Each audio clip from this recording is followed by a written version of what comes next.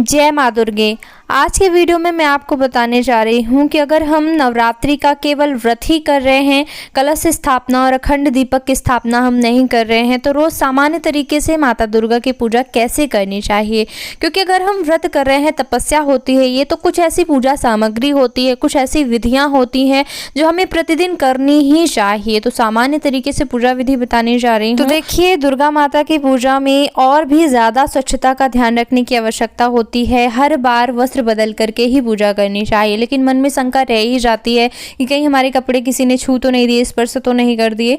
तो इसका अच्छा साधन है एक विधि कर लेना, वो है पवित्रीकरण और आचमन कर लेना। इससे क्या है कि न केवल आंतरिक बल्कि बाह्य रूप से भी हम शुद्ध हो जाते हैं पूजा के लिए और शंका दूर हो जाती है। ठीक है, तो इसके लिए क्या करना है कि कुश की मदद से अपने ऊपर 3 बार जल डालते हुए पवित्रीकरण करना है, गंगा माता का ध्यान करते हुए।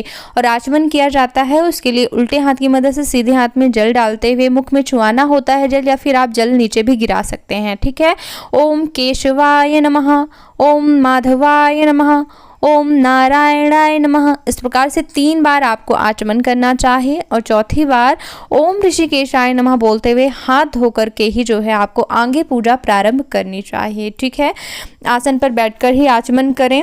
इसके बाद मंदिर को अच्छे से साफ सुथरा करके और लाल वस्त्र बिछाना चाहिए। आप चाहें तो नया लाल वस्त्र बिछा सकते हैं या फिर धुला हुआ भी बिछा सकते हैं। सभी देवी देवताओं के साथ माता की पूजा कर सकते हैं, या फिर आप अलग से भी जो है माता की चौकी सजा सकते हैं। ठीक है, अपने अनुसार। और हर रोज पूजा शुरू करने से पहले जो है दीपक जरूर प्रज्वलित कर लिया करिए, क्योंकि दीपक हमारे सभी अच्छे बुरे कर्मों का साक्षी होता है। लेकिन दीपक जो है खाली जमीन पर नहीं रखा जाता है, तो चावल का आसन दीपक को जरूर प्रदान करें। चाहिए तो अखंड दीपक भी प्रज्वलित कर सकते हैं, या फिर प्रतिदिन दीपक प्रज्वलित करके भी पूजा प्रारंभ कर सकते हैं। साथ ही साथ जो है अगर आपके पास गणेश जी की फोटो हो, मूर्ति हो, तो आप उन्हें भी चावल के ऊपर आसन प्रदान जरूर करें, क्योंकि गणेश जी की पूजा हर एक व्रत में जरूरी इसलिए है क्योंकि व्रत में बहुत सारी बाधाएं आती हैं, विघ्नों को दूर करते हैं श्री गणेश, तो उनकी पूजा बहुत ज्यादा जरूरी है। तो सबसे पहले गणेश जी विराज लें, और ये हल्दी की गांठ है, हल्दी की गांठ पे इस तरह से मौली धागा लपेट करके आप गौरी माता का निर्माण भी कर सकते हैं। तो सबसे पहले गौरी गणेश की पूजन के बाद ही माता का पूजन करना है। दीपक आप रोज प्रज्वलित कर सकते हैं, और ये जो चावल है रोज आप चिड़ियों के लिए डाल सकते हैं। ठीक है, तो सबसे पहले जब भी आप पूजा शुरू करेंगे तो ओम दीप नारायणाय नमः बोलते हुए जो है आपको दीपक प्रज्वलित करना है। ठीक है, ओम दीप नारायणाय नमः। ध्यान रखिएगा कि पूजा शुरू करने से पहले हर रोज आचमन जरूर कर लिया करिए। और अब जो है जैसे कि प्रथम दिन की पूजा है, तो मैं आपको संकल्प भी बता देती हूँ। पहले दिन संकल्प जरूर लेना होता है, हर रोज नहीं लेना है। संकल्प के लिए आप जो है हाथ में चावल, फूल, कुशा, थोड़ा सा दक्षिणा ले लीजिएगा और जल डाल लीजिएगा। ठीक है, और फिर संकल्प आपको बोलना है। देखिए, बिना संकल्प के आधा ही फल प्राप्त होता है पूजा का, तो संकल्प लेना आवश्यक होगा। भले ही जो है आप केवल मतलब व्रत कर रहे हैं, अखंड दीपक की स्थापना नहीं की है, कलश की नहीं की है, तो फिर भी आपको संकल्प लेना है। ठीक है, संकल्प में आपको अपना नाम, गोत्र, तिथि, वार, नक्षत्र सब कुछ बोलना होता है। लेकिन अगर संभव नहीं है, क्योंकि सभी को तो पता नहीं होता है क्या है तिथि, क्या वार, नक्षत्र, तो उसके लिए मैंने सरल तरीका बताया हुआ है अपने चैनल पे, विस्तृत वीडियो बनाया हुआ है, तो उसको जरूर देख लीजिएगा, तभी आपका संकल्प पूरा हो पाएगा। ठीक है, क्योंकि कठिन व्रत कर रहे हैं तो संकल्प अच्छे से लीजिएगा, उसी से ही जो है व्रत की सफलता निर्भर करती है। संकल्प में आपको बोलना चाहिए, मैं अपना नाम और गोत्र बोलने के बाद माता दुर्गा की प्रसन्नता के लिए, अपनी इस मनोकामना की पूर्ति के लिए नवरात्रि व्रत माता दुर्गा का पूजन करने का संकल्प लेती हूँ, ऐसा बोल करके जो है आप संकल्प रख दीजिएगा। जो भी श्री गणेश के पास रख सकते हैं, कहीं पर भी आप रख सकते हैं अपना संकल्प। इस तरह से खड़े हाथ से जरूर रखिएगा। संकल्प ऐसे नहीं रखा जाता, ऐसे नहीं, ऐसे रखा जाता है। संकल्प रखने की भी ये विधि होती है। संकल्प रखने के बाद अब हम सभी देवी देवताओं का आवाहन करेंगे। देखिए, सभी लोग एक बहुत बड़ी गलती करते हैं कि भगवान को बुलाते ही नहीं है। तो जब भगवान का वास नहीं होगा तो फिर हम पूजा करेंगे तो फल की प्राप्ति कैसे होगी। तो इसके लिए भगवान को बुलाना बड़ा जरूरी होता है। अगर आपकी फोटो पूजित है, पहले से आपके मंदिर की है, पूजित है, नई नहीं लाए हैं आप, तो फिर आवाहन की आवश्यकता नहीं होती है। लेकिन गौरी गणेश अगर हमने अभी ही रखे हैं सीधे, तो उनका आवाहन जरूरी है। तो बोलना है आपको, हे गौरी गणेश, हे माता दुर्गा, नवरात्रि व्रत के पूजन हेतु मैं आपका आवाहन करती हूँ। कृपया करके यहाँ विराजमान हो और हमारी पूजा विधियां स्वीकार करें। यहाँ पे संकल्प और आवाहन कर लिया। अब यहाँ पे ध्यान दीजिएगा कि आपको प्रतिदिन क्या क्या करना है। प्रतिदिन आपको संकल्प और आवाहन नहीं करना है, ठीक है। प्रतिदिन आप सबसे पहले आचमन करेंगे, फिर दीपक प्रज्वलित करेंगे। इसके बाद आपको हाथ में चावल फूल लेकर के सभी देवी देवताओं का ध्यान करना है। ध्यान कैसे किया जाता है देखिए। ओम चावल फूल लेकर के ओम गंगणपतये नमः, ओम गौरी देव्यै नमः, ओम दुम दुर्गाय नमः, इस तरह से बोलते हुए सभी देवी देवताओं का ध्यान कर लिया जाता है, ठीक है, कि हम आपकी पूजा करने जा रहे हैं। तो ध्यान जरूरी है, जरूर किया करिए रोज।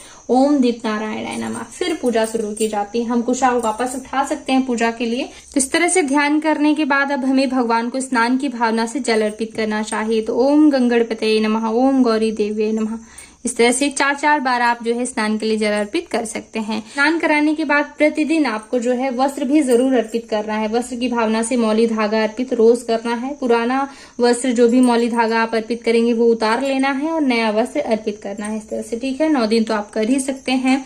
इसके बाद जो है भगवान का श्रृंगार करना चाहिए। तो हल्दी लगाना चाहिए, सिंदूर जरूर अर्पित करें। श्री गणेश को भी प्रिय होता है, माता गौरी को भी प्रिय होता है। अक्षत अर्पित करें।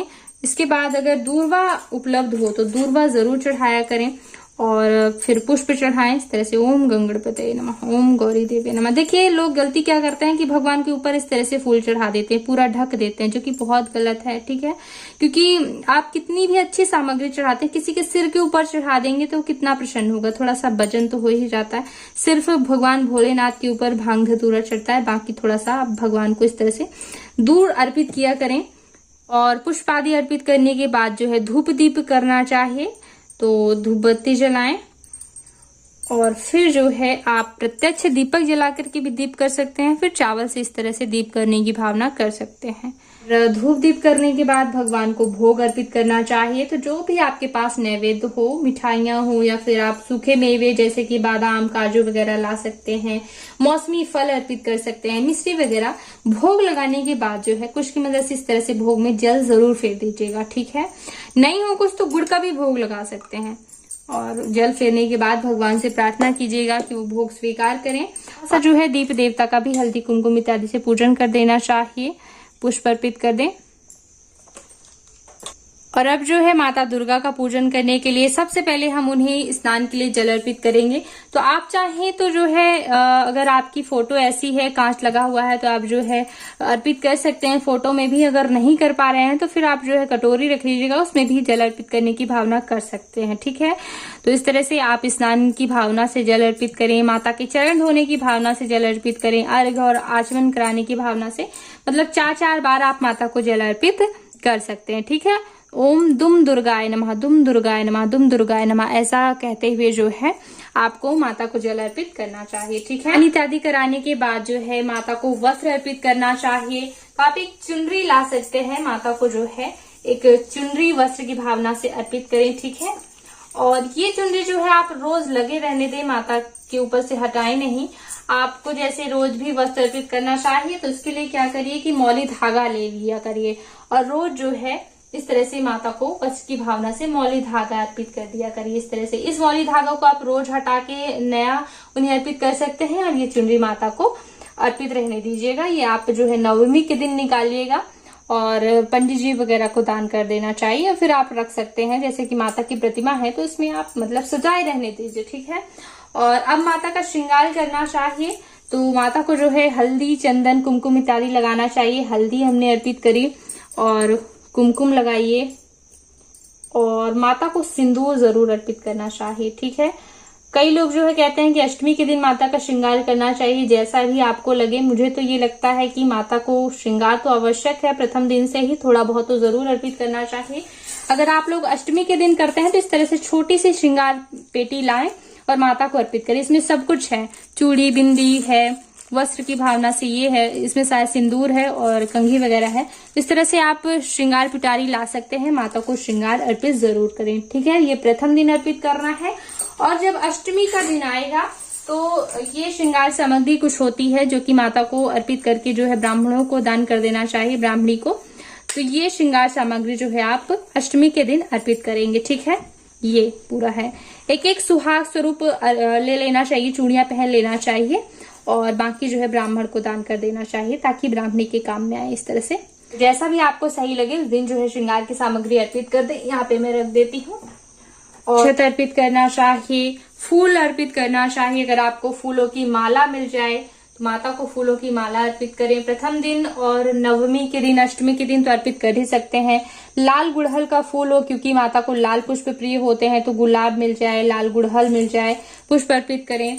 दिखाने के बाद जो है आप दीप करें। आप चाहें तो प्रत्यक्ष दीपक जला करके भी दीप कर सकते हैं, फिर चावल से भी कर सकते हैं। धूप दीप करने के बाद माता को नैवेद्य अर्पित करना चाहिए। तो जो भी आपके पास मिठाइयां हो, मौसमी फल हो, आप माता को भोग अर्पित करें और कुश की मदद से भोग में 3 बार इस तरह से जल जरूर फेर दीजिएगा। माता से प्रार्थना कीजिएगा कि वो भोग स्वीकार करें। भोग लगाने के बाद जैसा कि मैंने बताया कि प्रतिदिन माता को पान, सुपारी, लौंग, इलायची, दक्षिणा इत्यादि अर्पित करना चाहिए। तो इस तरह से आप डंठल जरूर तोड़ दें पान का, सुपारी, लौंग, इलायची रख करके और माता को अर्पित करना चाहिए। तो इस तरह से जैसे कि हम पान खाते हैं तो हमारा पान जैसे लगाया जाता है उसी तरह से भगवान को अर्पित किया जाता है। तो श्री गणेश को हमने अर्पित किया, माता को भी हम अर्पित कर देंगे। और इसके बाद जो है माता दुर्गा को भी जो है पान, सुपारी, लौंग, इलायची प्रतिदिन अर्पित करना है। ये आप ध्यान रखिएगा।